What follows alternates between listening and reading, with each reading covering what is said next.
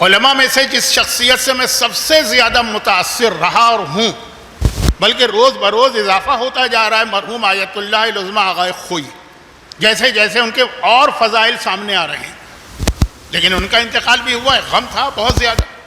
لیکن یہ خبر جو ملی سیٹرڈے والی، سمجھے کہ میں اپنا ہوش و حواس کھو بیٹھا، اور اب تک میں اسی حالت میں ہوں۔ بیماریاں اپنی جگہ، سفر اپنی جگہ، روزے کی کیفیت اپنی جگہ، اور اتنی بڑی مصیبت عظمیٰ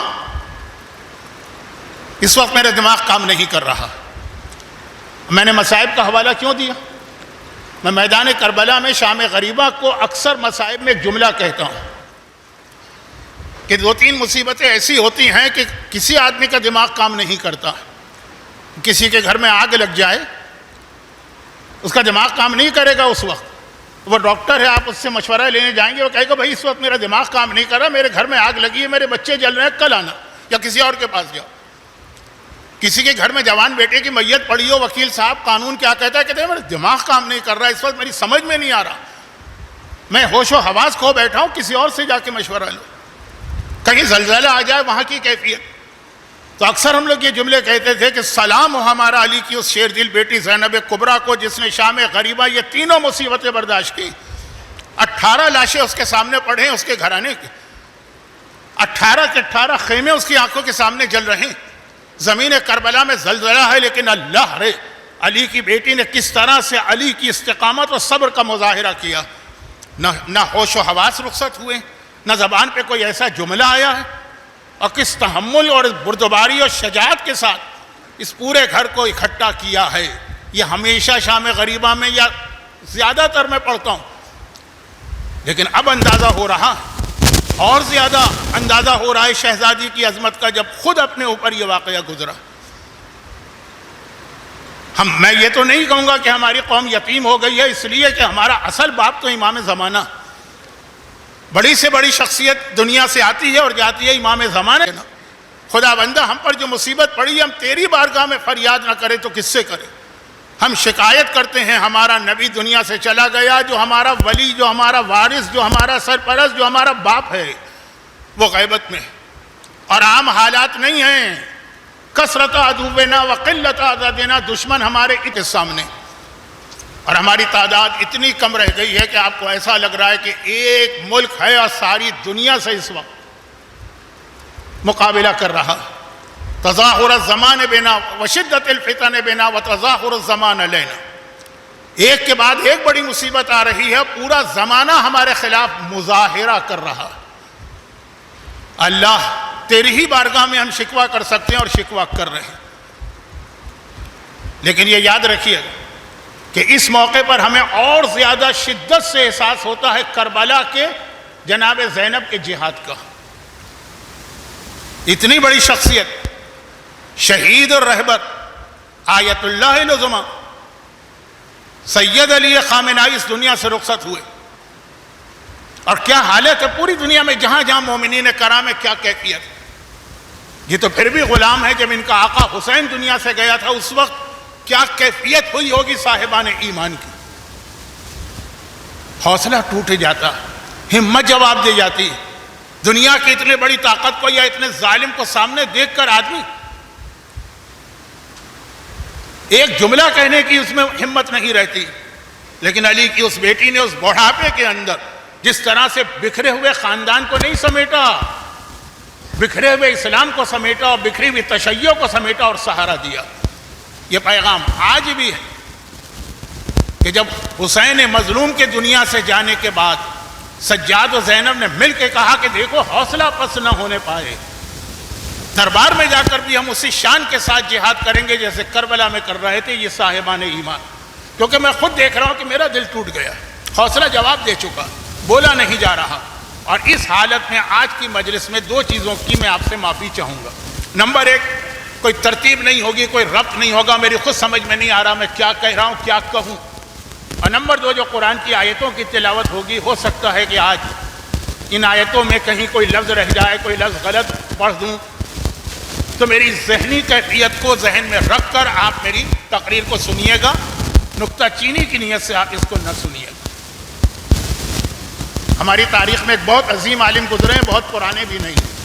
آج یہ دنیا بھر میں جہاں اجتہاد کا درس ہوتا ہے نا، اجتہاد کا جو آخری کلاس ہوتی، اس میں ان کی کتاب جو ہے اس کے اوپر درس دیا جاتا ہے۔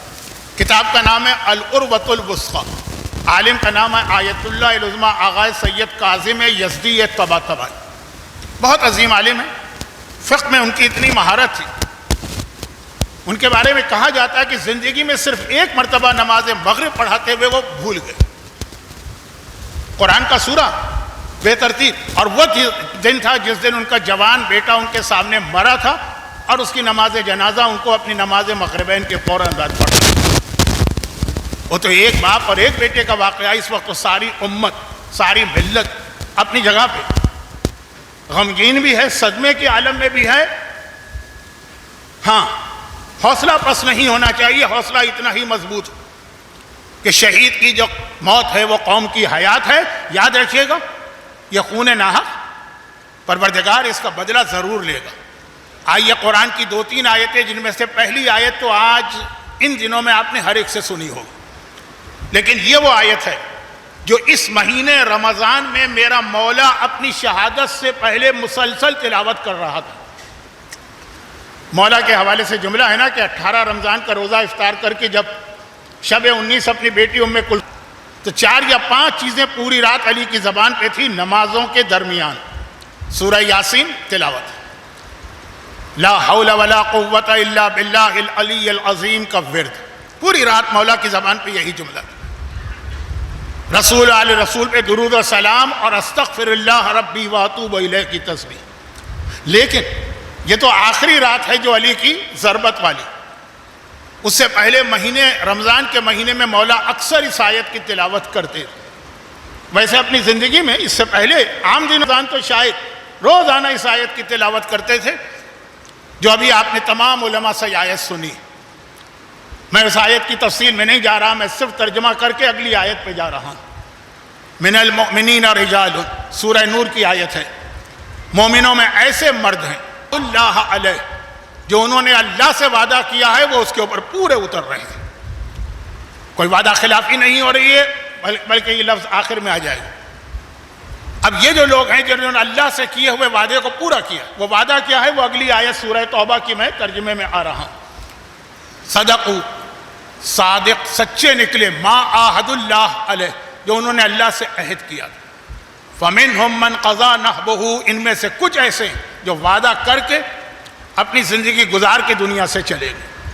جو مولا نے اکثر کہا، اس سے مراد میرا چچا حمزہ شہید احد ہے۔ وَمِنْهُمْ مَنْ يَنْتَظِرُ، اور کچھ ایسے ہیں جو اب انتظار کر رہے ہیں کہ وہ وقت کب آتا کہ جو اللہ سے ہم نے عہد کیا ہے اس کو پورا کریں۔ مولا نے کہا یہ میں ہوں، اور قرآن نے کہا وما بدلوا تبدیلا، انہوں نے اپنے وعدے میں کوئی تبدیلی نہیں کی۔ اور وہ وعدہ کیا ہے؟ وہ سورہ توبہ کے اندر آ رہا، سورہ توبہ کی آیت، ان اللہ اشتری من المؤمنین انفسهم واموالهم، اللہ نے تمام صاحبان ایمان سے ان کی جان بھی خرید لی اور ان کا مال بھی۔ اب نہ جان تمہاری جان ہے، نہ مال تمہارا مال ہے، لیکن خرید و فروخت تو ہمیشہ دو طرفہ ہے نا، کہ اگر اللہ نے کچھ خریدا ہے تو اس کی قیمت کیا دی؟ بِأَنَّ لَهُمُ الْجَنَّةِ، اور اس کی قیمت یہ ہے کہ اللہ نے ان کو جنت عطا کی۔ جنت کی قیمت قرآن سورہ توبہ بہت مشہور سورہ اس لیے ہے کہ آخری رسول کی زندگی کے آخری سالوں کا سورہ، تمہارا مال اور تمہاری جان خرید کے تمہیں جنت دی۔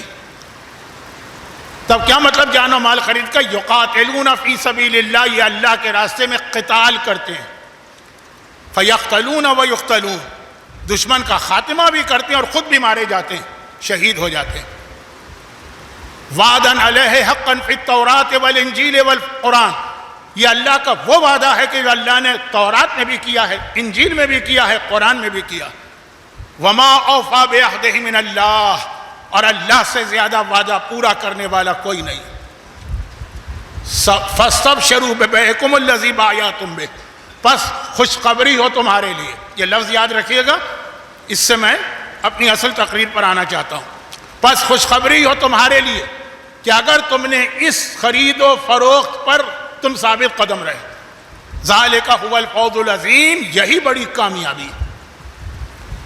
کامیابیاں بہت ہوتی ہیں، دولت، مکان، گاڑی، بزنس، اولاد، بڑی کامیابی عظیم، یا اللہ عظیم ہے سبحان ربی العظیم، اور یہ کامیابی بڑی عظیم ہے جو راہ خدا میں مارا جاتا ہے اور اپنی جان دیتا۔ اس نے اپنا وعدہ پورا کیا، اور اللہ سے زیادہ وعدہ پورا کرنے والا کوئی نہیں ہے، تو اللہ بھی وعدہ پورا کرے۔ اور پھر وہ آیت آ گئی ہے جو ہمارے یہاں بہت زیادہ تلاوت کی جاتی ہے، لیکن اس سے پہلے والی آیت اور اس کے بعد والی آیت کو ملائیے تو پھر میں اصل عنوان پر آ جاؤں۔ سورہ آل عمران۔ جنگ احد میں مسلمانوں کا کتنا شدید نقصان ہوا، پیغمبر کی زندگی میں جتنے جہاد ہوئے سب میں ملا کر اتنے لوگ جو مارے گئے، اس سے زیادہ صرف ایک جنگ احد میں مارے گئے۔ پیغمبر کی زندگی میں تقریباً 80 جہاد ہیں۔ اب یہ جنگ احد میں جو مسلمانوں کا اتنا نقصان ہوا تو قرآن ایک عجیب انداز سے اس کو بتا رہا ہے۔ آیتیں بہت ہیں لیکن میرا موضوع کچھ اور ہے، اس لیے میں تفصیل میں نہیں جا رہا۔ الذین قالوا لاخواننا وقعدوا، جنگ ختم ہو گئی نا، 70 مسلمان مارے گئے نا۔ اب ہر جگہ ایسے لوگ ہوتے ہیں جو یہاں بھی ہوں گے، غلطی تھی، حماقت تھی، بغیر سوچے سمجھے میدان میں چلے گئے، دشمن کی طاقت کا اندازہ بھی نہیں کیا، فلاں سے بلا وجہ ٹکرا گئے۔ کیا تمہیں پتہ نہیں تھا کہ اس کے پاس کیا کیا وسائل؟ اب قرآن کہہ رہا، یہی جنگ احد کے بعد بھی ہوا تھا جب 70 مسلمان شہید ہوئے ہیں۔ قرآن کہہ رہا، یہ قرآن آیت 167 168 والی آیت آل عمران، جس کے شروع میں آیا مباہلہ، ترجمہ کیا ہے؟ الذین قالوا لاخواننا، دیکھو مدینے کے ان لوگوں کو جو اپنے بھائیوں سے کہہ رہے ہیں، یعنی جو اعتراض کرنے والے ہیں ایک طرح سے منافق ہیں، لیکن قرآن لفظ بھائی استعمال کر رہا ہے، اپنے بھائیوں سے کہہ رہے ہیں وقعدوا، اور کس حالت میں کہہ رہے ہیں کہ خود گھر میں بیٹھے۔ آپ کو کتنے ایسے لوگ ملیں گے جو کہیں گے فلاں آدمی اس نے شہادت قبول نہیں کی، اس نے غلطی کی، ہم ٹھیک رہے، ضرورت کیا تھی اس طرح سے چلتی بس کے آگے اب چھلنگ لگانے کی۔ اب یہ الفاظ قرآن کے ہیں، الذین قالوا لاخواننا وقعدوا، قعدوا مانے بیٹھ جانا، گھر میں بیٹھ جانا۔ یہ لوگ گھر میں بیٹھ گئے، اور ان لوگوں کو جو شہید ہوئے ہیں ان کے لیے کہہ رہے ہیں لو اطاعونا ما قتلوا، اگر وہ ہمارا مشورہ مانتے تو کبھی نہیں مارے جاتے، ہماری بات پہ چلتے، ہم جو ان کو پالیسی دے رہے تھے، ہم جو ان کو مشورے دے رہے تھے، اتنی بڑی طاقت کفار مکہ کی 10,000 کا لشکر ہے، تم 700 بھی نہیں ہو، اگر یہ ہمارا مشورہ مانتے ما قتلوا تو ان کو موت نہیں آتی، یہ قتل نہیں ہوتے، یہ شہید نہیں ہوتے۔ قرآن کہہ رہا قل فادرؤوا عن انفسکم الموت ان کنتم صادقین۔ اچھا یہی بات ہے، تو جب تمہاری موت آئے گی اپنی موت کو ٹال کے دکھانا اگر تم سچے ہو۔ مرنا تمہیں بھی ہے، مرے وہ بھی ہیں، تم بستر پہ ایڑیاں رگڑ کے مرو گے، وہ راہ خدا میں جہاد کر کے مرے گے۔ لیکن جو ایسی بات کہتے ہیں نا کہ بھائی کوئی جنگ کرنے سے پہلے یا کوئی بڑا قدم اٹھانے سے پہلے ذرا سوچنا سمجھنا بھی چاہیے، وہ اپنی جگہ صحیح ہے، لیکن سوچنے سمجھنے کا مطلب ہے کہ گھر میں بیٹھ جاؤ۔ قرآن کہہ رہا تو تم اپنی موت ٹال کے دکھا دو، اگر ان کو موت آ گئی تو کیا تمہیں موت نہیں آئے گی؟ پھر اسی سے ملی ہوئی آیت ہے، اس سے بالکل ملی ہوئی، وَلَا تَحْسَبَنَّ الَّذِينَ قُتِلُوا فِي سَبِيلِ اللَّهِ أَمْوَاتٌ بَلْ أَحْيَاءٌ عِندَ رَبِّهِمْ يُرْزَقُونَ۔ جنگ بدر کے بعد آیت نازل ہوئی جو مر جائیں ان کو مردہ نہ کہنا، شہید کو مردہ نہ کہنا۔ اب یہ نہیں کہا جو راہ خدا میں مارا جائے اسے مردہ سمجھنا بھی نہیں۔ کچھ چیزیں ایسی ہوتی ہیں کہ آدمی دل سے کہتا ہے کہ زبان سے نہیں کہتا ہے، دل میں خیال آتا ہے۔ جنگ بدر کے بعد کہا کہ زبان سے مت کہنا وہ مارے گئے، وہ شہید۔ اب کہا لا تحسبن، خیال بھی نہ کرنا کہ وہ مر گئے، زندہ ہیں۔ یہ آیت تو بہت سنی آپ نے نا، اس سے پہلے والی آیت بھی سنی۔ یہ کب قرآن نے کہا؟ جب مشورہ دینے والوں نے مشورہ دیا، ہماری بات مانتے ہمارے مشورے میں چلتے، ما قتلوا تم نہیں مارے جا۔ پھر قرآن کریم نے کہا کہ یہ زندہ ہے، رزق پا رہے ہیں، وہ لفظ استعمال کیا جس کے لیے میں ایک حدیث رسول اور ایک حدیث امام کو ملا کے چند جملے کہہ رہا ہوں۔ جب کوئی عالم اس دنیا سے جاتا، اذا مات الفقیہ، جب کوئی فقیہ دنیا سے جاتا عام حالت میں، نیچرل ڈیتھ، اپنے بستر میں،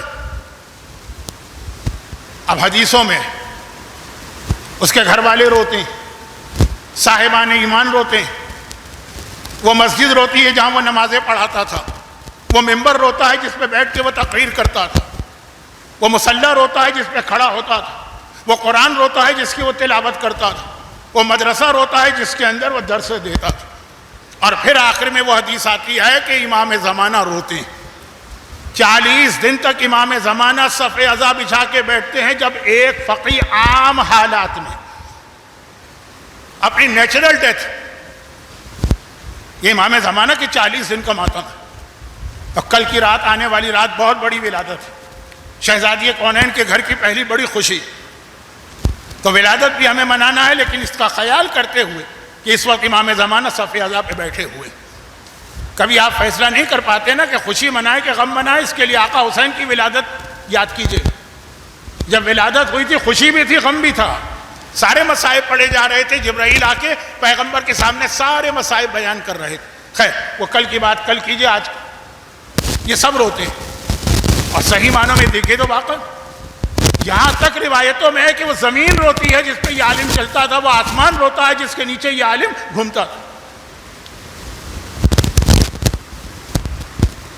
لیکن اتنا بڑا جب ہمارا رہبر دنیا سے گیا، یہ تو عام عالم کی بات تھی اور عام موت، شہادت کی، سب لوگ صاحبان ایمان تو ہیں غم میں، لیکن میں نے عام کافروں کو بھی دیکھا، وہ جو بہت متعصب ہے ان کو چھوڑ دیجئے، لیکن واقعاً ایسا صدمہ پہنچا۔ لیکن اس موت کے اوپر صرف ایک شخصیت ہے جو بہت ہی خوش ہے، وہ خود قرآن بتا رہا، فرحین بما عطا اللہ، یہ وہی شہید کو مردہ مت کہو، اس سے ملی ہوئی آیت، اس سے پہلے والی آیت بھی میں نے پڑھی، تلاوت کی، اور اس کے بعد کی آیت بھی سنی ہے۔ فرحین بما عطا اللہ، چند لفظ چھوڑ کر، یستبشرون بنعمت من اللہ وفضل، یہ شہید راہ خدا جس کے لیے تم نے کہا کاش یہ ہماری بات مانتا تو نہیں مارا جاتا۔ قرآن نے کہا کہ وہ زندہ ہے، پھر کیا کہا؟ فرحین، وہ خوشی کے عالم میں ہے، وہ فرحت کے عالم میں ہے، وہ جشن منا رہا ہے۔ شہید کے بارے میں قرآن کہہ رہا بما عطا اللہ، جو اللہ اس کو عطا کر رہا۔ یستبشرون بنعمت من اللہ وفضل، اور ان کے لیے اللہ کی نعمتوں پر نعمتیں اور اللہ کا فضل پر فضل ہے۔ تو ساری دنیا اس وقت سوگ کے عالم میں ہے، زمین و آسمان کو ملا کر، مسجدوں اور مدرسوں اور مسلوں اور قرآن اور ممبر کو ملا کر کوئی خوش ہے تو خوش شہید قائد آیت اللہ خامنہ ای۔ قرآن کہہ رہا ہے فرحین، یہ لوگ خوشی جشن منا رہے ہیں اس دنیا میں جانے کے بعد۔ لیکن ساتھ میں قرآن نے ایک پیغام اور دیا، اور یہ ہے سورہ ابراہیم کی آیت ہے یا سورہ قمر کی، بہرحال، لا تحسبن اللہ غافلا عما یعمل الظالمون، ان کو مشورہ دینے والے ہوں کہ دوسرے لوگ، یہ ظالم ان کو ظلم کرنے دو، لیکن لا تحسبن، پھر وہی بات، زبان سے نہیں دل میں بھی نہ لانا کہ اللہ غافل ہے ظالموں سے۔ بھئی ظالم ظلم کر رہا ہے، اللہ کیا کر رہا ہے؟ لا تحسبن اللہ غافلا عما یعمل الظالمون، ظالموں کے عمل سے اللہ غافل نہیں ہے۔ غافل نہیں ہے تو اتنا بڑا ظلم کیا، نتیجہ کیوں نہ نکلا؟ قرآن نے وہی بتایا اسی آیت کے آخر میں، یؤخرہم یوما تشخص فیہ الابصار، یہ ظالموں کا انجام اللہ نے اس دن پہ چھوڑ دیا ہے جس دن خوف کی وجہ سے آنکھیں پتھرا جائیں گی، آنکھیں پھٹ جائیں گی۔ ابھی مت دیکھو کہ کس نے کیا ظلم کیا، اللہ غافل نہیں ہے۔ ایک ایک چیز اللہ کے سامنے ہے، لیکن اللہ انتظار کر رہا ہے ان کو ایک وقت دیا۔ اور یہ بھی تو قرآن نے کہا کہ اصل سزا تو وہ ہے، لیکن اس دنیا کی حد تک بھی قرآن نے ایک بہت اہم پیغام دیا ہے اس سورہ میں جس کے 2 نام ہیں، سورہ فجر بھی اسی کو کہتے ہیں، سورہ امام حسین بھی اسی کو کہتے ہیں، جس کی آخری آیت ہے یا ایتھا النفس المطمئنۃ ارجعی الی ربک راضیۃ مرضیہ۔ اس کی شروع کی آیت کیا ہے؟ بسم اللہ الرحمن الرحیم والفجر ولیال عشر والشفع والوتر۔ قرآن کہہ رہا ہے کہ فجر کی قسم اور 10 راتیں، اس کے بعد ارأیت اللہ، کیا تم نے نہیں دیکھا کہ تمہارے رب نے ما فعل ربك بعاد ارم ذات العماد التي لم يخلق مثلها في البلاد وثمود الذين جابوا الصخر بالواد وفرعون ذي الاوتاد الذين طغوا في البلاد فصب عليهم ربك صوت عذاب ان ربك لبالمرصاد. اسی دنیا کی بات، اصل انجام وہ، لیکن اس دنیا میں بھی الم تر کیف فعل ربک بعاد، تین قوموں کا قرآن نے تذکرہ کیا ہے. آج دیکھ لیجئے کہ یہ تینوں چیزیں کس میں جمع. کہا تم نے نہیں دیکھا اللہ نے قوم عاد کے ساتھ کیا کیا؟ التی لم یخلق مثلها فی البلاد، قوم عاد وہ تھی جس نے بہت دنیاوی ترقی کی تھی. کہا التی لم یخلق مثلها فی البلاد، ان کا جو شہر تھا نا، آج تک دنیا میں اتنا خوبصورت حسین بہترین کوئی شہر نہیں بنایا گیا. دنیاوی بڑی بڑی عمارتیں، چوڑی چوڑی سڑکیں، صاف ستھرے باغات، عالیشان مکانات، انسان قدم رکھے تو شہر دیکھ کے حیران ہو جائے. کہا یہ قوم عاد نے کیا تھا نا، ابھی دیکھو تمہارے رب نے ان کے ساتھ کیا کیا. آج بھی آپ کسی نوجوان سے پوچھیے، پیرس جانا ہے، لندن جانا ہے، ٹوکیو جانا ہے، نیو یارک جانا ہے، کیوں؟ بہترین شہر، بہترین. وَثَمُودَ الَّذِينَ جَابُوا الصَّخْرَ بِالْوَادِ، اور دیکھو تمہارے رب نے سمود کے ساتھ کیا کیا ہے. سمود کون تھے؟ جو ٹیکنالوجی میں بہت آگے تھے. ٹیکنالوجی میں ایک ہوتا ہے دنیاوی اعتبار سے ٹاؤن پلاننگ، بہترین شہر، خوبصورت شہر، وہ ایک الگ چیز. ہو سکتا ہے کہ بہت کمزور سی قوم ہو لیکن اپنے شہر بہت اچھے بنا کے رکھے. دوسری قوم کا ٹیکنالوجی. آج بھی اگر آپ قوم سمود کے علاقے سے گزریں تو یقین نہیں آتا کہ رسول خدا سے بھی کتنا پہلے، حضرت ابراہیم سے بھی پہلے. بھئی آپ نجف کی زیارت کو جاتے ہیں نا، حضرت ہود، حضرت صالح، دو انبیاء کی قبریں ہیں وادی السلام میں، دونوں حضرت نوح سے بھی پہلے ہیں. اس زمانے میں اتنی ترقی کی تھی. جابوا الصخر بالواد، پہاڑوں کے اندر انہوں نے پورے پورے شہر بنائے تھے. آج بھی جب آپ جائیے سعودی عرب میں تبوک کی طرف، مدینے سے تو مدائن صالح آتا، ایک مدائن مغداد کے قریب ہے، ایک مدائن تبوک کے قریب. حضرت صالح کا پورے پہاڑ کے اندر انہوں نے پہاڑ کی اندر سے صفائی کر کے اتنی شاندار عمارتیں بنائی ہیں. ٹیکنالوجی. وفرعون، اور تیسری طاقت ہے فرعون ذی الاوتاد، جو اتنا ظالم تھا کہ ذرا ذرا سی بات پر ہاتھ پیروں اور سروں میں میخیں ٹھوکتا تھا. اپنی بیوی آسیہ تک کے ساتھ یہی کیا نا. طاقت. تو اب تین چیزیں ہو گئیں. طاقت یہ الگ چیز، ہو سکتا ہے طاقت ہو، شہر بالکل بیکار ہو، جیسے جب رشیا عروج پر تھا اسٹالن کے زمانے میں، کھانے کو روٹی نہیں ہے، بجلی نہیں ہے، پانی نہیں ہے، لیکن ملٹری طاقت. ایک ہوتی ہے ٹیکنالوجی اور ایک ہوتا ہے کہ نہیں بہترین شہر بنا. تین چیزیں اللہ نے الگ الگ بتائی. ہو سکتا ہے کہ آج کے زمانے میں کوئی ایسی قوم ہو جس میں یہ تینوں چیزیں جمع ہو. ملٹری طاقت بھی ان کی اتنی ہے کوئی مقابلہ نہیں کر سکے. ٹیکنالوجی بھی ان کی اتنی ہے کہ زمین کی تہ میں موجود چونٹی کو بھی وہ دیکھ لے، مانیٹر کر لے. ہو سکتا ہے شہر بھی ان کے بہترین ہو. قرآن کہتا ہے لیکن ہوا کیا؟ ہوا کیا؟ جو کچھ ہم نے ان کو دیا، طغوا فی البلاد، بجائے اس کے کہ یہ عدل کا، انصاف کا مظاہرہ کرتے، انہوں نے شہروں کے اندر طغیان، ظلم و ستم کا بازار گرم کر دیا. جس کو چاہا مارا، جس کو چاہا اجاڑا، جس کو چاہا شہید کیا، جس کا چاہا خاتمہ کیا. ہوا کیا؟ فصب علیہم ربک صوت عذاب، اللہ نے ایک وقت تک ان کو ڈھیل دی، پھر اللہ نے عذاب کا کوڑا اٹھایا. ان ربک لبالمرصاد، یاد رکھو تمہارا رب ظالموں کی گھات میں لگا، دیکھ رہا ہے ان کو. قیامت کی سزا اپنی جگہ، دنیا کے اندر بھی ان کو نہیں چھوڑے گا. تو یہ قوموں کا انجام ہمارے سامنے، اور ہم نے اپنی آنکھوں سے بڑے بڑے ظالموں کو اپنے زمانے میں نیست و نابود ہوتے دیکھا.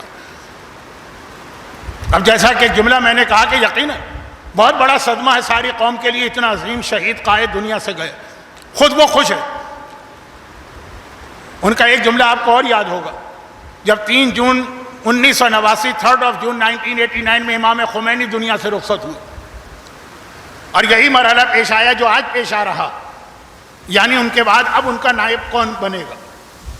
تو اب تو اتنا زیادہ میڈیا میں یہ خبر پھیل چکی ہے کہ آپ کو پتہ کہ اہل خبرہ کی کمیٹی بیٹھتی ہے، شورائے نگہبان ہوتا ہے، پورا ایک سسٹم ہے وہ طے کرتی. تو جس وقت اس شہید قائد کا انتخاب ہوا، ان کا جملہ ہے نا بہت مشہور، اور وہ یہ تھا کہ سب نے اتفاق کیا ایک نام پر، صرف میں نے اختلاف کیا، میں نے کہا یہ نام بالکل نہیں چلے گا، اور سب اس نام پر خوش ہوئے، میں اس نام پر سب سے زیادہ ناراحت ہوا، غمگین ہوا، پریشان ہوا۔ سب کا اتفاق کس پر تھا؟ سید خامنائی پر۔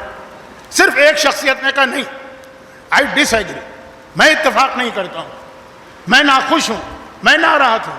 اور وہ کون تھا؟ کہا وہ میں خود تھا۔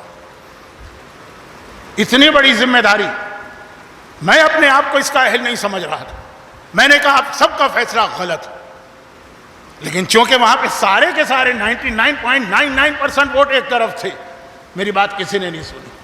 اور پھر ہمارے سامنے ایک ایسا عظیم قائد آیا کہ آج کچھ ایسے لوگ بھی ہیں، میں اپنی طرف سے نہیں کہہ رہا ہوں، جو کہہ رہے ہیں کہ ہم یہ بھی فیصلہ نہیں کر پا رہے ہیں کہ امام خمینی اور شہید قائد کے ان کو برابر سمجھیں کہ امام خمینی کو بڑا سمجھیں۔ بہرحال استاد تو وہی تھے، ایک عجیب شخصیت تھی شہید قائد کی، کئی عہدوں پر فائز ہوئے، اور جس عہدے پر ان کو فائز کیا گیا ایسا لگا اللہ نے ان کو بنایا اسی لیے، اب اس سے بڑھ کر کیا ہوگا۔ مگر دوسرا عہدہ ملا، پتہ چلا کہ نہیں بنایا اس کے لیے۔ عراق ایران جنگ میں یہ ڈیفنس منسٹر تھے، وزیر دفاع، کس طرح سے وہ جنگ کی قیادت کر رہے تھے، ایک بے سر و سامان بغیر وسائل کا ملک جو ابھی ابھی شاہ جیسی طاقت کو شکست دے کے بیٹھا ہے، سارا نظام انفراسٹرکچر ٹوٹا ہوا، اور اتنی بڑی طاقت نے حملہ کیا، جو آج چاروں طرف کے ممالک شور مچا رہے ہیں، سب صدام کے ساتھ تھے نا، لگا اس سے بہتر وزیر دفاع ہو نہیں سکتا، اور یہ اللہ نے ان کو اس کے لیے بنایا، لیکن پھر یہ پریزیڈنٹ بنے، اور وہاں جو پہنچے تو ہم نے ایسا دیکھا کہ جیسے ان سے بہتر کوئی پریزیڈنٹ ہو نہیں سکتا، اللہ نے بنایا اس کے لیے، اور پھر وہ ولی فقیہ بنے قائد، تو ایسا لگا اللہ نے ان کو بنایا اس لیے، عجیب شخصیت۔ ہاں، وہ ہمارے مذہب کا اصول ہے، اللہ کائنات چلا رہا، امام زمانہ اس دنیا کے نظام کو چلا رہا، شخصیتیں جاتی رہتی ہیں، اس کی وجہ سے کام رکتا نہیں ہو، چلتا رہتا ہے، اللہ ایک کے بعد ایک شخصیت بھیجتا رہتا ہے، لیکن جو نقصان ہوا ہے اس پر غور کریں۔ اور پھر میں وہ جملہ کہوں گا جو آپ کو شاید تھوڑی بہتر تو اس غم والے موقع پر یہ جملہ اچھا نہ لگے۔ بھئی ماہ مبارک رمضان کا اپنا بھی ایک پیغام ہے، کتنا ہی بڑا غم کیوں نہ آ جائے، بھئی رہبر شہید ہیں تو آل محمد کے غلام نا، خود آل محمد، یہ لفظ توہین کی نیت سے نہیں کہہ رہا ہوں، واجبات اپنی جگہ چلتے رہیں گے، مولا علی بھی امام حسن سے کہیں گے بیٹا اس نماز کہیں گے، مولا علی بھی امام حسن سے کہیں گے بیٹا اس نماز کو مکمل کراؤ، علی کی شہادت کمی نہیں ہوگی، روزے اپنی جگہ رکھے جائیں گے، ایسا نہیں ہے کہ 21 رمضان سے لے کر 30 رمضان تک لوگوں نے روزے اس لیے چھوڑ دیے کہ علی کا غم برداشت نہیں ہو رہا۔ ویسے واقعاً اس وقت یہ کیفیت ہے، مجھے یقین ہے کیونکہ مجھ پر خود یہ گزری کہ اس رات کے جب افطار کا وقت آیا ہوگا، کسی کے گھر میں شاید چولہا بھی نہ جلاؤ، مجبوری الگ چیز ہے، نہ افطار کا دل چاہ رہا ہوگا نہ سحر کا دل چاہ رہا ہوگا، لیکن اتنی عظیم شہادت کے حوالے سے میں 40 سال پرانا ایک واقعہ سنا دوں۔ میں نے مجلسوں میں بہت پڑھا تھا جب تک میں کراچی میں ریگولر مجلسیں پڑھ رہا تھا، لیکن آج ایک مرتبہ پھر آپ کو یہ یاد دلانا ضروری ہے۔ وہ چھوٹا سا واقعہ، لیکن اس سے پہلے میں صرف اتنا آپ کو بتا دوں کہ ہماری تاریخ تشیع بھری پڑی ہے شہادتوں سے۔ شیعت نے ہمیشہ خون دیا ہے، کسی کا خون لیا نہیں، لیکن خاص طور پر ہماری تاریخ میں شہید اول، شہید ثانی، شہید ثالث، شہید رابع، شہید خامس جیسی شخصیتیں آئیں، اور ان پر ظلم کرنے والوں کا انجام بھی ہمارے سامنے آیا۔ کتنی 26 اور 20 تقریباً 45 سال پہلے جس شخصیت نے اپنے ہاتھ سے آیت اللہ العظمیٰ شہید باقر صدر کو شہید کیا تھا، ابھی ابھی حال ہی میں اس کو پھانسی ملی ہے کہ نہیں ملی؟ کتنے دن بچے گا؟ یہ کوئی سزا نہیں، بچ بھی جائے تب بھی کوئی سزا نہیں ہے، وہ سزا تو وہاں لیکن شہید اول کے حوالے سے ایک بات کہہ دوں، کیونکہ تمام شہیدوں میں ان کو شہید اول کہتے ہیں۔ اچھا، اب شہید تو بہت سارے ہیں، ہمارے یہاں یہ جو شہید کا لفظ استعمال ہوتا ہے اول و ثانی کے اعتبار سے، اس کا مطلب ہے کوئی مرجع یا مجتہد۔ جو غیر مجتہد یا مجتہد بھی نہیں، مرجع سمجھیے، غیر مرجع اگر شہید کیا جائے وہ بہت، اس کا بھی رتبہ بہت بلند، لیکن مرجع تو بغیر شہادت کے بھی بہت بلند ہے۔ تو اگر دونوں چیزیں جمع ہو جائیں، پہلی شخصیت جو مرجع تھے اور عظیم، اب یہاں دینی طالب علم ہوتے تو میں ان کے سامنے کچھ بتاتا، آپ کے سامنے کیا بتاؤں۔ ہماری فقہ میں یہ کہا جاتا کہ غیبت امام میں پہلے مجتہد سے لے کے آج تک جتنے مجتہد گزرے، آج کل چھوڑ دیجئے، یہ جملہ ہے شیخ جعفر کاشف الغطا کا، جتنے گزرے وہ 100 سال پہلے کے ہیں، 200 سال پہلے کا، آج تک فقہ کو کسی نے ٹچ ہی نہیں کیا ہے، شہید اول نے ٹچ کیا ہے یا میں نے۔ اب بڑے بڑے اس میں مراجع کے نام آ رہے ہیں، لیکن ان کے علم کو ظاہر کرنے کے لیے جب انہیں گرفتار کیا گیا تھا اور ان کے قتل کا حکم جاری ہوا تھا، اور خالی قتل کا نہیں، طریقہ قتل بھی قاضی نے اپنے فتوے میں لکھا تھا یا اپنے حکم میں لکھا تھا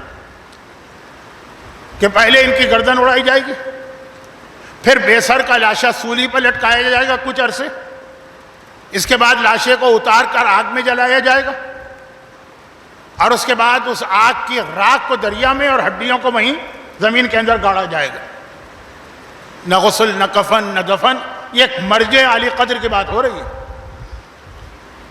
یعنی میں کچھ نام لے کر آج کل کے کسی عظیم مرجع کی توہین نہیں کرنا چاہتا، لیکن یہ ان تمام مراجع سے بڑے مرجع، تو اب ان کے بارے میں یہ کہ یہ قاضی نے حکم دے دیا، پورا کیس چلا، پورا واقعہ۔ اب جب ان کو گرفتار کر کے، گرفتار تو تھے، ہاتھ باندھ کے لے جایا جا رہا ہے جہاں پہ جلاد بیٹھا ہے جو تلوار لے کے کھڑا ہے، جلاد بیٹھا ہے لیکن تلوار لے کے کھڑا ہو گیا، اور یہ جا رہا ہے۔ آسمان کی جانب دیکھ کے انہوں نے سورہ قمر کی آیت، یہ سورہ قمر کی، اس سے دعا بنا کے پڑھی۔ حضرت نوح کی بہت مشہور دعا ہے نا، فدعا ربہ انی مغلوب فانتصر۔ نوح نے اللہ سے دعا مانگی، اے اللہ میں مغلوب ہوں، سب نے مجھ پہ غلبہ پایا ہے، سب نے مجھے دبا لیا ہے، فانتصر میری مدد کو آ۔ یہ قرآن کی ایک دعا، حضرت نوح کی دعا، بہت اہم دعا۔ تو اب جب یہ گرفتار ہو کے جا رہے ہیں، آسمان کی جانب دیکھا اور کہا رب انی مغلوب فانتصر، اے خدا اس وقت میں بھی مغلوب ہوں، دشمنوں نے گرفتار کر لیا ہے، موت کا حکم آ گیا ہے، جلاد سامنے کھڑا، میری مدد کر۔ آسمان سے ایک پرچہ ان کے سامنے آ کے گرا، اور اس پہ صرف ایک جملہ لکھا تھا۔ یہی پیغام ہمارے اور آپ کے لیے آسمان سے آج بھی نازل ہو رہا۔ کیا تھا؟ انہوں نے کہا رب انی مغلوب فانتصر، جواب آیا ان کنت عبدی فاصطبر، اور اگر تو میرا بندہ ہے تو صبر سے کام لے، تجھے صبر کرنا۔ مومن کی اہم ترین خاصیت ہے صبر، مگر زینب کبریٰ والا صبر، کہ صبر بھی ہو اور جہاد بھی جاری، حوصلہ پس نہ ہو۔ تو اب ایک چھوٹا سا، بہت چھوٹا سا واقعہ، کیونکہ سارے شہید قائد کے حوالے سے باتیں ہوئیں، تو یہ آخری بھی ذرا انہی سے متعلق سن لیجئے کہ وہ دنیا سے گئے، سب غمگین، چاہے انسانوں پہ اثر نہ ہوا ہو مومنین کو چھوڑ کر، اور بہت سارے صاحب بصیرت عام مسلمانوں کو چھوڑ کر نہ ہو، لیکن باقی تمام کائنات کی مخلوقات ماتم کر رہے ہیں، جس میں فرشتے بھی شامل ہیں۔ یہ حدیثیں ہیں جو آپ آج کل سن رہے ہوں گے۔ مگر میں نے کہا کہ اگر کوئی خوش ہوگا تو خود وہ شہید قائد خوش ہیں۔ جب وہاں گئے ہوں گے، قرآن نے کہا نا فرحین، یہ شہید راہ خدا جیسے ہی وہاں جاتا ہے جشن مناتا ہے وہاں پہنچنے کا، مگر صرف ایک چیز وہ ہمیں اور آپ کو دیکھ کر ایک پیغام دیں گے، وہ سن لیجئے۔ شہید رہبر کے پریزیڈنٹ بننے سے پہلے کے پریزیڈنٹ کون تھے؟ محمد علی رجائی، جو بم کے دھماکے میں شہید ہوئے تھے۔ یہ بات ہو رہی ہے آج سے 40 سال پہلے۔ محمد علی رجائی اور ان کے وزیر اعظم جواد باہنر، پرائم منسٹر اور پریزیڈنٹ، بم کے ایک ہی دھماکے میں دونوں شہید ہوئے۔ اور بم کے دھماکے میں شہید ہونے والے اور جیسا بم استعمال ہوا تھا. لاش، اب یہ جملے اچھے نہیں لگ رہے ہیں، کبھی توہین ہو جاتی ہے. اچھا، بہت سارے شہید ایسے ہیں جن کی AI سے تصویریں بنا بنا کے پیش کی جا رہی ہیں، جس میں ان کی میتوں کو بہت ہی زیادہ نعوذ باللہ وحشتناک اور دہشتناک اس ٹائپ کا دکھایا جا رہا ہے. وہ سب غلط ہے. کوئی تصویر ابھی آفیشیل نہیں ہے. لیکن بہرحال جب یہ شہید ہو گئے تو جسم کے ٹکڑے ٹکڑے ہو گئے. یہ بات ہو رہی ہے ایران کے اس شہید پریزیڈنٹ کے جن کی شہادت کے بعد پھر شہید قائد آغا خامنہئی پریزیڈنٹ بنے تھے اور امام خمینی کی وفات تک رہے اور پھر ولی فقیہ بنے. محمد علی رجائی کی عمر اس وقت 40 سال تھی اور ان کی اہلیہ 35 سال کی ہوں گی. بچے چھوٹے چھوٹے تھے. 40-35 سال کا اگر کوئی کپل ہے تو چھوٹے بچے ہوتے ہیں. وہ اس کے بعد پھر کراچی آئی تھیں. ایران کلچرل سینٹر خانہ فرنگ ایران میں ایک اجتماع کئی جگہ انہوں نے خطاب کیے تھے اور پھر کہا تھا کہ میں یہاں کے کچھ علماء سے بھی ملنا چاہتی ہوں. تو خانہ فرنگ میں ایک نشست ہوئی تھی. میں اس وقت بحیثیت طالب علم اس میں تھا. میرے بزرگ علماء تھے، میرے اساتذہ تھے، باتیں ہو رہی تھیں. وہ ایک رات پہلے کھارادر میں ایک انجمن، ایک امام باڑہ ہے، انجمن حسینیہ ایرانیان، وہاں پہ عورتوں سے خطاب کر کے آئی تھیں. تو اگلے دن وہ ہم سے کہہ رہی ہیں، وہ جو علماء بیٹھے تھے، ہم تو خیر کیا جوتیاں اٹھانے والے طالب علم کونے پہ، کہ میرے خاندان پر اس انقلاب سے پہلے اور اس انقلاب کے بعد بہت سارے اللہ نے امتحان لیے ہیں. یعنی عام الفاظ میں آپ کہیں بہت مصیبتیں آئی ہیں، لیکن امتحان لیے. حتیٰ یہ کہ میرا شوہر شہید ہو گئے. شہادت اپنی جگہ پہ، لاشا ایسا کہ ملا ہی نہیں، ٹکڑے ٹکڑے. وہ جو دانتوں کے ذریعے سے بعض اوقات پہچان ہوتی ہے، اس وقت یہ DNA وغیرہ تو اتنا تھا نہیں، اس سے پہچان ہوئی. اب میں زیادہ اس لاشے کی کیفیت بتانا نہیں چاہ رہا، توہین محسوس کر رہا ہوں شہید کی. پھر وہ لاشا میرے گھر آیا، شہادت کی خبر آئی، میں نہیں روئی. آپ نے اس ایرانی بچی کا کلپ دیکھا ہوگا، چھوٹی سی بچی. اس سے پوچھا جا رہا ہے کہ تمہارا باپ، نہیں، اس نے خود کہا میرا باپ مارا گیا، میں یتیم ہو گئی. پوچھا جا رہا ہے تو تم روئی؟ کہا روئی نہیں میں. پوچھا کیوں نہیں روئی؟ بہت چھوٹی بچی. کہا مجھے پتا ہے میں روں گی تو اسرائیل خوش ہوگا، میں اسے خوش نہیں کرنا چاہتی. تو کہا میں نہیں روئی. لاشا آیا، میں نہیں روئی. لاشے کی حالت کے دیکھا نہ جائے، میں نہیں روئی. میرے چھوٹے چھوٹے یتیم بچے کبھی پوچھتے بھی تھے کہ بابا کہاں ہیں، میں نہیں روئی. لیکن آپ کے شہر میں کل رات کو میں نے ایک تقریر کی، اس کے بعد میں روئی اور اتنا روئی کہ زندگی میں کبھی نہیں روئی. یہ پیغام ایک عام عورت کا ہے، لیکن یہی شہید قائد کا پیغام ہمارے اور آپ کے لیے ہے. اور اس کو ذہن میں رکھ کر میں باقی 4 تقاریر کروں گا. کیوں روئی؟ اب ہم لوگوں کو تعجب ہوا، ہمارے شہر کی بات ہے. وہ اتنے بڑے بڑے مصائب کا سامنا کر کے نہیں روئی. روئی تو کراچی آ کے ایک تقریر کر کے. کہا نہیں تقریر نہیں. تقریر کرنے کے بعد میں جب گاڑی میں بیٹھ کر انجمن ایرانیان سے چلی، حسینیہ ایرانیان، تو اس وقت میں نے دیکھا کہ میری تقریر کے بعد وہاں کوئی شادی کا فنکشن تھا. ایک طویل عرصے تک یہ رواج رہا تھا نا، ہمارے یہاں لوگ مسجدوں میں، امام باڑوں میں شادیاں کرتے تھے. اور جب مسجد اور امام باڑے میں شادی ہو تو پھر وہ ذرا معقول شادی ہوتی ہے. یہ جملے مجھے آج شہید قائد کی مجلس میں نہیں کہنا تھا، اس لیے میں روک رہا ہوں اپنے آپ کو. پھر عام شادی ہال کے مقابلے میں معقول طرح شادی ہوتی. کہہ رہے تھے کہ جب میں گاڑی میں بیٹھ کے چل رہی اور شادی میں آنے والی خواتین کو دیکھ رہی تو میں پھوٹ پھوٹ کے روئی، اور اتنا روئی کہ زندگی میں کبھی نہ روئی. میں نے ان کے لباس دیکھے. اس زمانے میں تو شادیوں کا پاپولر لباس تھا ساڑی اور بلاؤز. ان کے میک اپ دیکھے، ان کے مختلف ہیئر اسٹائل دیکھے. وہ جو بھی انہوں نے کہا ان خواتین کو جو شادی میں شرکت کے لیے امام باڑے میں آ رہی، جو میری آنکھوں سے آنسو جاری ہوئے اور جو میں نے گریہ کی کہ یہ ہے اسلام، کہ وہ ہے اسلام جو ہم ایران میں، جس کے لیے میں قربانی دے رہی ہوں، جس اسلام کے لیے میں نے اپنا شوہر قربان کر دیا، جس اسلام کے لیے میں نے اپنے بچوں کی یتیمی برداشت کر لی، وہ ہے اصلی اسلام؟ یا یہ ہے اسلام کہ جہاں ایک ڈھنگ کا لباس، ایک حکم شرعی، اس پر عمل کرنا مشکل ہو رہا؟ اگر یہ اسلام ہے تو وہ ساری جو ہم نے قربانیاں دی سب بیکار، فائدہ ہی نہیں۔ جب اس طرح سے بھی واجبات کو چھوڑ کر اور حرام کر کے بھی اسلام مل جاتا ہے تو کس عورت کو ضرورت ہے کہ اپنے سہاگ کو اجاڑے؟ کس ماں کو ضرورت ہے کہ اپنے جوان بیٹے کو جان دینے کے لیے بھیجے؟ کس شخص کو ضرورت ہے کہ وہ اپنی جان قربان کر کے اپنے بچوں کو یتیم کرے؟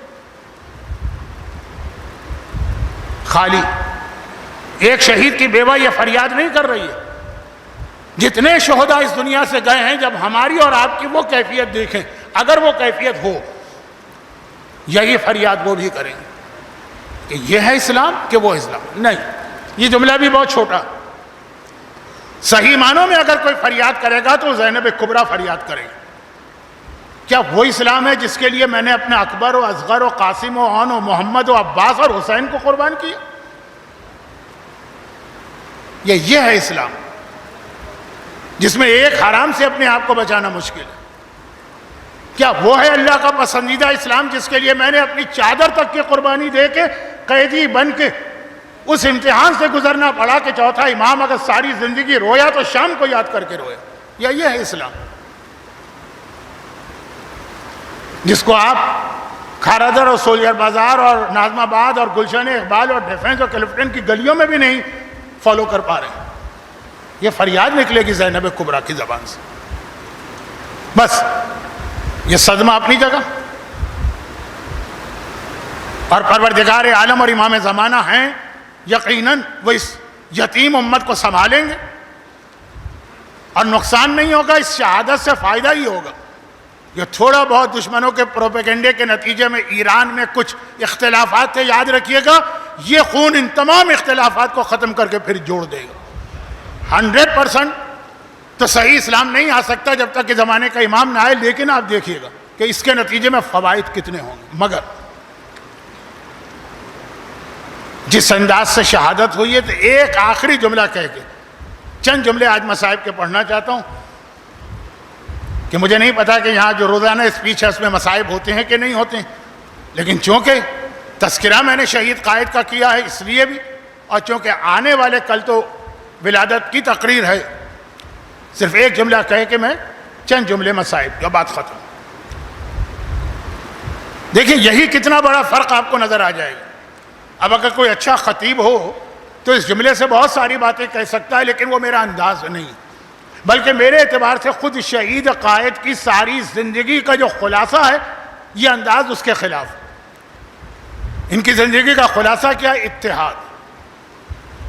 کوئی ایسے موضوع پہ بات نہ کرو کہ جو مسلمانوں کو اور ٹکڑے ٹکڑے کرے، لیکن اس کی تفصیل میں گئے بغیر صرف ایک جملہ۔ 90s میں بہت سے لوگ ہیں جو میرے ہم عمر ہیں یا مجھ سے کچھ 8-10 سال چھوٹے ہوں گے، افغانستان میں ایک اسلامی حکومت قائم ہے، ملا عمر کو امیر المومنین ڈکلیئر کیا گیا، ان کو وہی اسٹیٹس دیا گیا جو خلفاء راشدین اور اس کے بعد کے خلفاء کا تھا، اور اس اسٹیٹس کا مطلب یہ ہوا کہ ان کی بیعت واجب تھی۔ خالی افغانستان والوں پہ نہیں، پاکستان کے بڑے بڑے شیخ الاسلام اور مفتی سفر کر کے گئے تھے اور ملا عمر کے ہاتھ پر بیعت کی تھی، جس طرح کی بیعت خلفاء سے لی جاتی تھی۔ یہ ہے ہمارا خلیفہ وقت۔ امریکہ نے افغانستان پہ اٹیک کیا، یہ ملا عمر صاحب تھی۔ اتنا اتفاق ہے کہ یا موٹر سائیکل پہ بیٹھ کے بھاگے تھے یا رکشے پہ بیٹھ کے بھاگے تھے، اور پھر کوئی عطا پتہ نہ چلا، اسی حالت کے اندر دنیا سے رخصت۔ اور یہاں ہمارے فخر کے لیے کتنی اہم مثال ہے کہ شہید قائد کو پیغام دیا جا رہا کہ دنیا کے کئی ملک آپ کو لینے کو تیار ہیں۔ سیریا کا حکمران بھاگ کے گیا کہ نہیں گیا؟ وہ ملک بھی لینے کو تیار کا فرار نہیں، شہادت، ساری زندگی شہادت۔ پھر آپ حضرات بھی تو ماہ رمضان میں ایک دعا پڑھتے ہیں نا، جس میں روزانہ آپ کہتے ہیں وَقَتْلًا فِي سَبِيلِكَ، اے خدا ہمیں تیرے راستے میں شہید ہونے کا موقع ملے. تو یہ ہمارے مراجع اور علماء تو سارا سال یہ دعا پڑھتے ہیں. حتیٰ یہ بھی کہا گیا کہ چلیں حالات ایسے کہ بنکر میں چلے جائیے. یہ ساری چیزیں میڈیا سے آپ کے علم میں. میں تو صرف بتا رہا ہوں ہمارے سامنے 30 سال کے اندر کتنی مختلف قسم کی سیرتیں آئیں. اس کو بھی منع کیا جبکہ اس میں کوئی حرج بھی نہیں تھا. بنکر شیب ابی طالب کیا ہے؟ رسول خدا کے زمانے کا، جو ابھی آپ نے 2 دن پہلے حضرت خدیجہ کے حوالے سے مجلسوں میں سنا ہوگا. شیب ابی طالب بنکر تھا، یعنی دشمن سے بچنے کے لیے محفوظ جگہ پہ جانا اور مزید حفاظت کے لیے ہر رات کو ابو طالب کو، رسول خدا کو اٹھا کے اپنے بیٹے کے بستر پہ سلانا اور بیٹے کو اٹھا کے رسول کے بستر پہ لانا. اس میں کوئی قباحت نہیں. لیکن اس مرد مجاہد نے کہا کہ نہیں، میں اپنے روزانہ کے معمولات کے مطابق اسی گھر میں اپنے پورے خاندان کے ساتھ رہوں گا. آج تو ان کی اہلیہ بھی شہید ہو گئی جو بہت زخمی تھی. اور اسی درمیان اسی انداز سے شہادت کے رتبے کو پایا. ایک وہ تھے امیر المومنین اور ایک یہ تھے ولی فقیہ. اسی انداز سے رتبہ شہادت کو پایا جو ان کے آقا کی شان. بس ایک جملہ کہہ رہا ہوں اور مصائب. آقا کی شان کیا؟ امام علی کے مصائب ساری زندگی آپ نے سنے ہیں نا. اس میں جملہ آتا ہے نا کہ کم از کم 2 ایسے واقعات پیش آئے تھے جب مولا علی ام کلثوم کے گھر سے نماز پڑھانے جا رہے ہیں کہ ام کلثوم نے گھبرا کے کہا تھا بابا آج نہ جائیے نماز پڑھانے، جودہ کو بھیج دیجیے. جودہ امام علی کی بڑی بہن ام ہانی کے بیٹے، یعنی امام علی جن کے ماموں تھے. ایک مرغابیوں نے جب راستہ روکا تھا، دوسرا جب مولا باہر نکل رہے تھے دروازے کی کنڈی میں وہ ہزار بند یا کمر بند اٹکا تھا. مولا کا کیا جواب تھا کہ جو اللہ نے لکھ دیا ہے وہ تو ہونا ہی ہونا ہے. میں گھر میں نہیں بیٹھوں گا، میں مسجد میں جاؤں. یہی شان تھی نا آقا کی. وہاں تو ان کو یقینی پتا ہے کہ موت آنی ہے. وہی غلام نے شان دکھائی. دشمنوں کا غلبہ بہت بڑھ چکا ہے، حالات خراب ہوتے چلے جا رہے ہیں. کسی اور ملک میں جائیے نہیں، بنکر میں جائیے نہیں، اسی آفس میں بیٹھ کر اسی انداز سے میٹنگ کی جائے. مولا علی کی سیرت کی جھلک ان کے غلاموں میں اس طرح سے آیا کرتی. اور اس کے بعد یہ 2 جملے تو آپ نے اتنے سن لیے ہیں کہ میں صرف جملے پڑھ دوں تب بھی کم ہے. اور وہ یہ کہ ساری زندگی دین خدا کی خدمت کرنے والا علی وہ جملہ کبھی نہیں کہا جو سر پہ ضربت لگتے ہوئے کہا بسم اللہ و باللہ والا ملت رسول اللہ فزت برب الکعبہ. تم سمجھتے ہو ہم کو شہید کرو گے تو ہم ناکام ہو گئے؟ ارے ہم کامیاب اس دن ہوتے ہیں جس دن ہم شہید ہوتے ہیں. اور یہ پیغام ہمیں اور آپ کو بھی دیا جاتا ہے روزانہ. ایک تو دعا آپ نے سنی رمضان کی قتلاً فی سبیلک، لیکن اس کے علاوہ زیارت وارثہ کا آخری جملہ کیا ہے؟ طبتم وطابت الارض التي فيها دفنتم وفزتم فوزا عظیما فیا لیتنی کنت معکم فافوز معکم. وہی افوز، وہی فائز جو مولا نے کہا فزتو ورب الکعبہ یا بے رب الکعبہ ایک ہی بات ہے. ہم اور آپ جب بھی زیارت وارثہ پڑھتے ہیں اور کب نہیں پڑھتے ہیں تو جملہ کہتے ہیں کاش کربلا والو ہم بھی تمہارے ساتھ جان دے کر کامیاب ہوتے. شہادتیں ہمارے یہاں تو کامیابی. اور پھر اگر ایسی شہادت ہو جیسی شہید قائد کو ملی، جو میں نے کہا نا اہلیہ بھی شہید ہوئی، بیٹی بھی شہید ہوئی، داماد بھی شہید ہوا، نواسی بھی شہید ہوئی، ایک بیٹا بھی شہید ہوا. کیا یہ بالکل وہی جھلک نہیں ہے جو آپ کو کربلا کے آقا کی سیرت میں نظر آ رہی؟ حسین نے کربلا میں ایک قربانی نہیں دی، لاشوں پہ لاشیں اٹھائیں. اور ہمیں معلوم ہے کہ شہید قائد دنیا سے گئے اور عنقریب اب وہ جو مراسم ہے تجہیز و تکفین کے وہ سارے طے پائیں گے. میدان جنگ کے شہید کے لیے غسل و کفن نہیں، لیکن باقی شہادتوں کے لیے تو غسل بھی ہے، کفن بھی ہے، نماز جنازہ بھی ہے اور دفن بھی ہے. یہ سارے مراحل ہوں گے. لیکن قربانی وہ قربانی ہے جہاں پہ شہادت تو ہوئی لیکن نہ کوئی غسل کا امکان، نہ کوئی کفن کا. چلیں وہ دو تو ویسے ہی ساقط تھے. نہ کوئی نماز جنازہ پڑھنے کی اجازت دے رہا ہے، نہ کوئی دفن کرنے کے لیے تیار ہو رہا ہے. یہاں اگر کئی دنوں کے بعد تدفین ہوگی تو حسین کا لاشا بھی کئی دنوں بعد دفن ہوا. لیکن یہ والی میت بڑے احترام کے ساتھ جمع کی گئی ہے، وہ والا لاشا میدان کربلا کی جلتی ریتی پہ پڑا رہا. اور خالی عام شہادتوں والا لاشا نہیں ہے، خالی عام شہادتوں والا لاشا نہیں ہے، ایک عجیب انداز کا لاشا ہے. وہ لاشے کو دیکھے گا تو پھر جو بم کے دھماکے ہوتے ہیں یا اس انداز کی شہادتیں ہوتی ہیں، ذرا دل کو اطمینان بھی ہوتا. میدان کربلا میں حسین مارے گئے. میری آپ سے گزارش ہے کہ میں نے شروع میں کچھ اپنی مجبوریاں بتائی تھیں، خاص طور پہ میرے پیر کا مسئلہ ہے تو اس وقت میرے لیے چلنا مشکل ہوتا ہے. اگر کہیں پیر پھسل گیا تو یہ زندگی بھر کا ایک روگ ہوگا. تو میں آج مجلس کے بعد آپ سے اجازت چاہوں گا، قریب نہ آئیے گا ورنہ کہیں میرے لیے آگے یہ پرابلم نہ بن جائے. میدان کربلا حسین کا سر کاٹ کے نوک نیزہ پہ بلند کر دیا گیا. سجاد نے کٹے ہوئے سر کو دیکھ کے سلام کیا، اور کہا پھوپھی اماں وہ دیکھیے میرے بابا کا کٹا سر. اب زینب کبریٰ کو پتا ہے کہ جہاد کی ذمہ داری میری. چنانچہ زینب کبریٰ فوراً خیمے میں پہنچی اور جمع کر رہی ہیں بیویوں اور بچوں کو اگلے مراحل کے لیے کہ ایک بار زینب کے کان میں گھوڑے دوڑنے کی آواز آئی. اماں فضا میرا بھیا تو مارا گیا، اب تو کوئی کربلا میں نہیں ہے تو یہ گھوڑے کس کے لیے دوڑائے جا رہے ہیں؟ فضا باہر نکلی ایک عجیب. عمر سعد نے اپنے سپاہیوں سے کہا کہ تم عرب والے، تمہیں پتا ہے کہ جب ہم کسی سے پورا انتقام لیتے ہیں تو اس کے لاشے کو بھی پامال کرتے ہیں. اپنے گھوڑے تیار کرو، حسین کے لاشے کو پامال کرنا. وہ 9 یا 10 گھوڑے تیار ہو رہے ہیں، لاشیں پامال ہو رہے ہیں کی تیاری ہو رہی ہے کہ ایک مرتبہ خور کی فوج آگے بڑھی اور کہا کہ اے پسر سعد، ہم نے مانا ہمارے سردار نے بڑی غلطی کی لیکن سزا بھگت لینا، مارا گیا نا، اب اس کا لاشا ہمارے سامنے پامال ہو، یہ ہم سے برداشت نہیں ہوگا. عمر سعد نے کہا خور سے میرا کیا اختلاف ہے، لے جاؤ لاشا.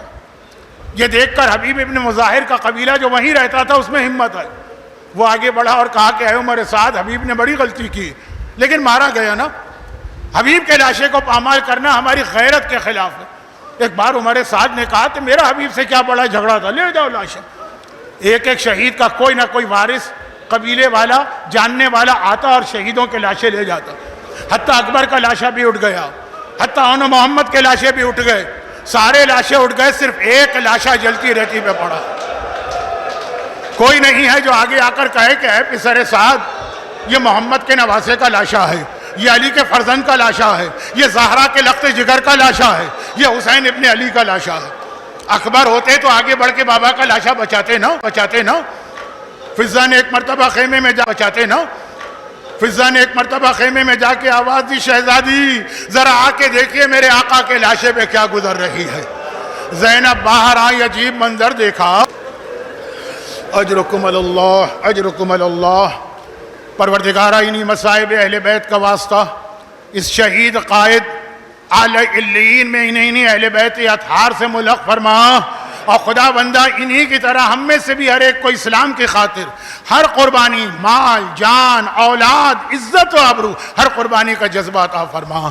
خدا بندہ مصائب امام بیان ہوئے ہیں، جو لوگ مصیبت زدہ ہیں، حاجت مند ہیں، ان کی حاجتیں پوری فرما. ماہ مبارک رمضان کی راتیں ہیں، ہمارے تمام مرحومین، شہید قائد سمیت، تمام شہدائے ملت سمیت تمام مرحومین، خصوصاً جو حاضرین مجلس ہیں، ان کے خاندان کے مرحومین کی مغفرت فرما. بیماروں کو شفاء کاملہ عطا فرما.